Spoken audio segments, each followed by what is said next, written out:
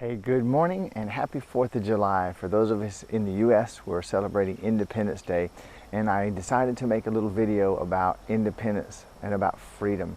And I'm just going to talk off the cuff. This is totally unscripted. I have something that might be inspiring to you. I find it very inspiring.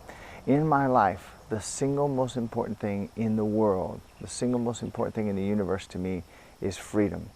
Absolute personal freedom. And I've spent a lot of time on the topic, and I've spent a lot of effort, a lot of thought, and a lot of research. But in order to make this make sense to you and see if it even connects with you, let me ask you something. Would you like more freedom in your life? Would you like to find yourself more free of the opinions of other people, to where rather than thinking about what others are going to think or what they're going to do or how they're going to take it, you simply live out of your core, living your life the way you want, creating life the way you want, and saying, screw other opinions, this is my life? Is that appealing to you? How about the idea of being more free of government influence in your life, of corporations, of other people, of authorities of any type, having any say-so in your life? Does the idea of really living, doing what you want to do the way you want to do, living and acting and breathing and communicating and connecting the way that you want to in total freedom? How about freedom from limitation? How about freedom from your mind directing you to go this way when you really want to go this way? Do you ever feel in opposition to yourself? One of the things that I share in the level 5 work that I do and in all the webinars that I do, I've been fortunate to interview over 21,500 people in over 40 countries. We're up around 47, 48 countries now. And I find that 90+% of people feel that they actually operate in opposition to themselves most of the time. And what I would like to take this down to, if the idea of more freedom is appealing to you, I'd like you to end today more free than you started the day. I'd like you to begin your life of freedom today if that's appealing to you. And for whatever reason, I found out that my mission in life is to help set as many people free as I possibly can. You know, I came from poverty and lack and scarcity and abuse. I developed a self-esteem image of myself that was low, and I ended up getting myself, talk about losing freedom, I was literally homeless. I could see no options. And I had a few breakthroughs that I help other people to have. And my breakthrough took me from stuck to free overnight, and it took me from homeless to living the dream here in Hawaii. Do you hear this? Do you feel this? It took me from homeless and hopeless to living in Hawaii in less than 90 days. And it can do it for anybody. Whether it's Hawaii or homeless for you is irrelevant. Whatever your homeless is, that stuck place, to whatever your paradise is. And I want to tell you, the main issue is freedom from the mind and the ego.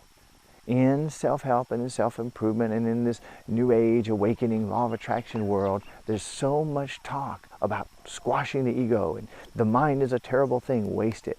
Well, that sounds really clever, but it's not true. We don't want to stomp on the ego and the mind. My mentor shared something with me that I want to share with you. And that is that the ego and the mind are kind of like a 2 and a 3-year-old.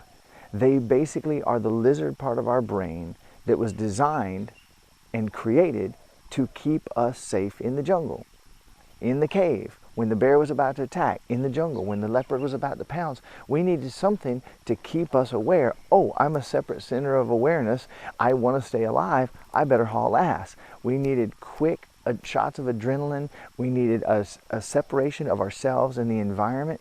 But today things have changed. Our evolution has brought us to a place where unity, where awareness of our connection with everything is actually more important than our separation. But what happened is, when we were very small, we were told, that's not the way to do it, this is the way to do it. And we looked up at those giants who seemed to have their stuff together. We said, man, they're like gods, they must be right. And we acquiesced, we gave over our power. We said, yeah, well, we'll do it your way. And then they said, no, we don't go here, we go there. And you said, okay. And they said, listen, you're wrong. You don't know, I know what's best for you. And little by little, every one of us, more or less, in different ways, took on the other people, the authorities, the teachers, the preachers, the police, the government, the parents, the uncles, the cousins. Everyone who was older and knew more, we took it on little by little without even knowing it. And those beliefs became our self-image, and they got into the core of the mind and the ego. And the mind and the ego's job is to keep you safe. And how do they do that? by keeping things the same. So if you feel like you're seeing the same landscape over and over again, life just keeps bringing you the same shit over and over and over, same mess over and over, day after day, week after week, year after year, there's one or more areas of your life that no matter how hard you try, no matter what you do, it just doesn't shift. Your mind and your ego is keeping you safe by keeping things the same from day after day, minute after minute. I want to get too scientific and I want to keep this video short, but the RAS in the brain is a filter that filters out the vast majority of the data that's coming in. We're bombarded with millions of bits of information every second. Some say we'd go crazy if we took it all in. Well, I don't buy that. But for whatever reason, the way we're structured right now, the way we work in our lives, that RAS filters down to a couple thousand bits. So we're talking about taking 4 or 5 million bits of information per second and squashing it down to 2,000 bits, which is a fraction of a tiny fraction. And what does it filter out and what does it let in? It filters out everything that we haven't accepted, that we're not ready for, that we're not willing to believe, and it lets in the tiny fraction of things that we think we already know are true. So we keep getting the same evidence, and that is where our freedom was lost. We lost the 4 million bits that are coming in. So what if today you made the decision, hey mind, hey ego, listen, I know you're keeping me safe. I know that I'm the one who gave up. It's not your fault, you little sweet little babies, you little survival mechanisms with very simple consciousness. It's not your fault. And it's my responsibility. There is no fault here. But today, you mind and you ego, you come back home. You come back home to the heart. There's infinitely more wisdom. We've seen it again and again and again. You don't need all the research on this, but I'll give you some links if you're curious. Comment below and ask me about it. Okay? But Institute of Heart Math and several other research agencies these days have discovered and proven beyond the shadow of a doubt there's more consciousness, there's more awareness, and there's infinitely more power in the heart, in the awareness of the heart, not the physical beating heart, but the heart center, than there is in the brain. So we bring the mind and the ego back. And here's a little thought you could maybe reflect on a little bit today. When spirit is serving mind and ego, we create hell, we create war, we create a lot of pain and frustration and difficulty and lack and a feeling of being stuck. But when mind and ego is serving spirit, when you've got your intention and you're moving in freedom towards what you want as the being that came into this time and space game to have a party and to have experience, when mind and ego serve, it gets great.